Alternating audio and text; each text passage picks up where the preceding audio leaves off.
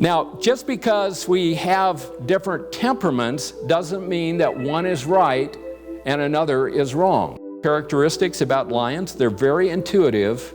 They instantly size up the situation. The otter's motto is this: life should be fun. His favorite saying is, lighten up, don't be so serious. Trust me, it'll work out. How many have ever heard that before? Trust me. I found the Temperament Study actually to minister a whole lot to me, and it's in the Bible, not expressly, but it's all throughout the Bible.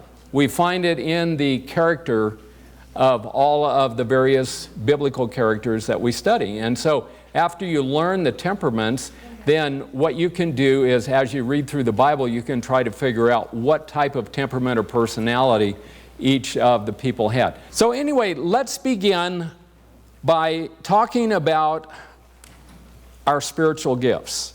And understanding our spiritual gifts begins with knowing our temperament. Many times we want to talk about the manifestations of the Spirit, recording in 1 Corinthians 12, verses 7 through 11. You know, and unto one he gave the word of wisdom, the word of knowledge, and as Pentecostals, we really like teaching all that stuff. We want to start there. But that's not really the place to start when we're talking about spiritual gifts. What we need to do is start with these creation gifts where we understand how it is that God actually made us in the beginning when we were born in the natural. So when we're talking about the temperaments, we're talking about something that God gave you in your natural birth. Now it's enhanced in your spiritual birth, but He gave it to us first when we were born as a human being into this world.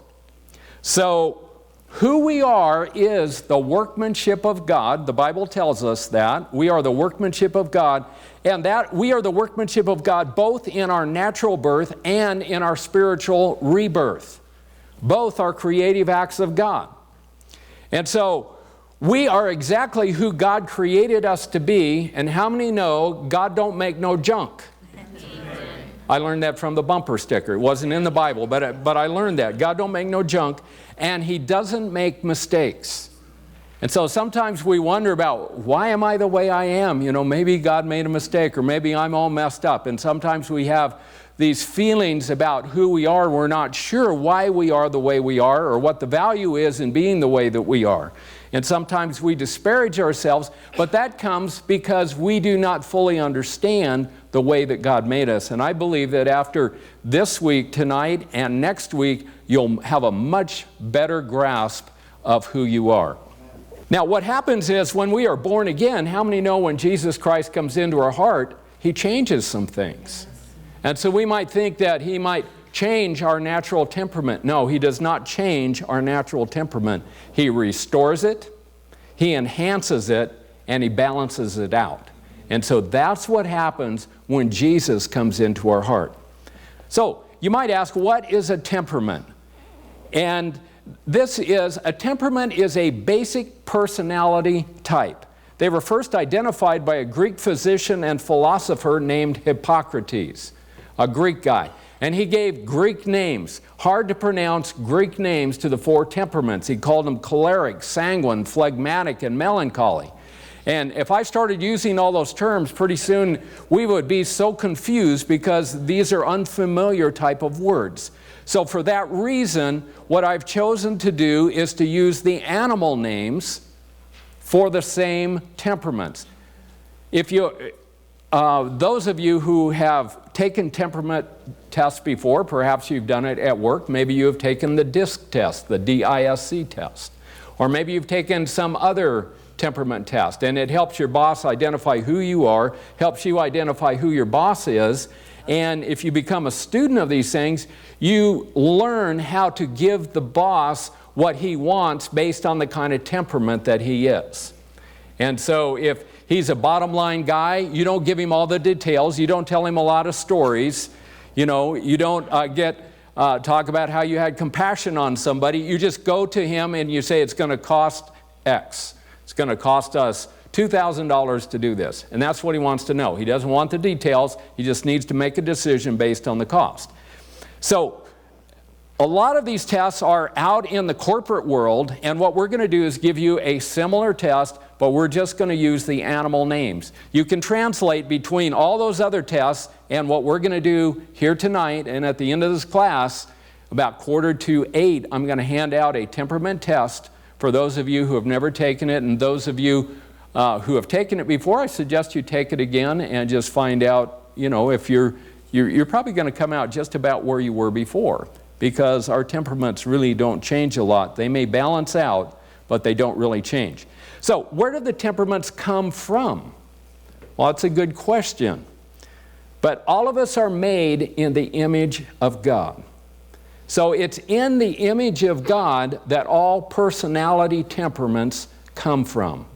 When you understand all 4 temperaments, you can read the Bible and you can realize that God exhibits all 4 characteristics, all 4 temperaments. Jesus, I believe, operated equally in all 4 of the temperaments. At different times in his ministry, you see him acting like a lion. Sometimes he's acting like an otter. He's telling stories. He could preach for hours. Sometimes he's very compassionate, like a golden retriever. And then other times he's very detailed and precise and quoting everything correctly from the Old Testament, just like a beaver would. So we can see in Jesus all the 4 temperaments, but they're balanced out. They're balanced perfectly in the personality of God, and we get all these things in the image of God. So that's where they all come from. I believe the 4 temperaments are distributed equally in mankind. We don't have 50% lions, we have 25% lions, 25% otters, 25% beavers, and 25% golden retrievers. I can't prove that, but that's my estimate, and every time we've taught the class and we've had people stand up based on what they thought they were, it was like equal amounts of every single one. So just based on some, kind of rough rule of thumb, empirical data that I've had just teaching this class, I believe these gifts are distributed equally throughout the human race. Now, God gave you your temperament for a reason. And the reason he gave you this temperament is if we were all one temperament, if we were all lions, it would be like a pasture full of bulls. There would be nothing but head banging going on all the time. So God has given us different temperaments so that we can work together with one another. Each temperament is a gift from God to the human race, and it allows us to work together because we're all different, but we all add something. We all bring something to the equation. Now, just because we have different temperaments doesn't mean that one is right and another is wrong. And this is how, we get, when we only know ourselves and we only recognize what we are, we sometimes overlook the fact that if everybody was the same, that we would have problems in this life. But we're not all the same. And there's a reason for that. And we have to accept and respect each other for the temperament that God has given each of us. There is no right temperament. There is no wrong temperament, where we have all received the same gift from God. And so what we must do is learn to enjoy who God made us to be. There's a great evangelist, Joyce Meyer, and the name of her program is Enjoying Everyday Life. We need to enjoy, and I've heard her say, we need to enjoy that unique person that God made us to be. We need to enjoy who we are. And that's harder for some of us than it is for others. But it's very, very important that we learn to accept ourselves just the way God made us and enjoy who we are. Even though we're different, even if we wish we were more like somebody else, God has made us the way we are for a purpose. And so we need to learn to accept that and enjoy that. Our temperaments really matter in marriage. And that's why we frequently do this in marriage seminars, because it's very important for each spouse to understand what the temperament of the other spouse is. Otherwise, we keep thinking they're doing all this stuff to annoy us. because they're different than we are. And the little things that may be part of their temperament, if we don't realize that's the way God made them to be and they're not going to change, if we don't realize that, we're always trying to change them. And you cannot change a person's basic temperament. They are the way that God made them to be, and we cannot change each other in these aspects. We have to learn to accept and recognize what the value is in each of the various temperaments. And I don't have to tell you that when each partner has strengths that the other partner doesn't have, that means that when the two of you come together in marriage, you are stronger as a result because you have more strengths. Does that make sense to everybody? So the two are actually better than one, and what happens is you come together as a marriage team, and you can do more things and accomplish more in life if you stay in prayer. And husbands, it says, you likewise dwell with them with understanding, giving honor to the wife. Men, we need understanding about how God made our wives. Now, you may not understand her completely, but let's start by understanding what her temperament is, and that will give you some clues and some insights. You may never understand everything about her and why she does what she does, but this is a good place to begin. So, how many temperaments are there? We've kind of covered that. There's 4. And let me say this, no one's personality is made up purely of one temperament. We're all a blend. We have a dominant temperament that we're strongest in, and we're blended with a secondary temperament, and maybe even with a third temperament. So we're all a temperament blend. That's what makes us all unique. So, what are the names of the 4 temperaments? Well, number 1, we'll start with the lion. How many have heard of the lion? Amen. Okay, the big roaring lion. The Hippocrates called this personality type choleric. And another word for it in the DISC test is dominant. So, the lion is the choleric or the dominant person.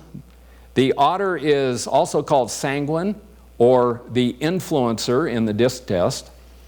The golden retriever is called the phlegmatic in the Greek, or the steady in the DISC test. And the beaver is called the melancholy, or the conscientious in the DISC test. So these are 4 different names for these 4 different temperaments. And whatever test you may take in the corporate world, if it has 4 temperaments, it's going to have these 4, even though it may call it by a whole lot of other different names. Most of which confuse me. So I like to stay with the simple names, the animal names, which are self-evident. So, which temperaments are the extroverts and which are the introverts? Well, the extroverts that tend to be socially outgoing are the lions and the otters. Lions and otters tend to be extroverts.